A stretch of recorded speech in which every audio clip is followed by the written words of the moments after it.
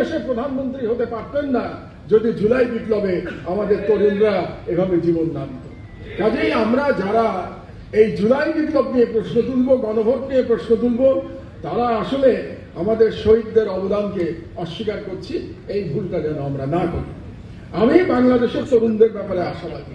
আপনারা জানেন যে মার্কিন যুক্তরাষ্ট্রে এখন একটা আন্দোলন হচ্ছে, যেটাকে তারা নাম দিয়েছে নো কিংস মুভমেন্ট।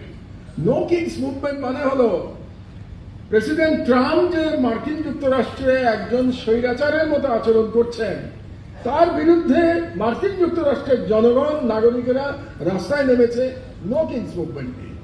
আর আমাদের তরুণেরা জুলাই বিপ্লবের মধ্যে কিন্তু রাজতন্ত্র, ভুয়া রাজতন্ত্র খতম করে দিয়েছে। কাজেই আমাদের তরুণদের প্রতি আমার প্রত্যাশা আছে, বাংলাদেশে যেই রাজা হওয়ার চেষ্টা করুক না কেন, সেই চেষ্টা ফলপ্রসূ হবে না ইনশাআল্লাহ। আমাদের তরুণরা সেই চেষ্টা কাউকে ফলপ্রসূ হতে দেবে না।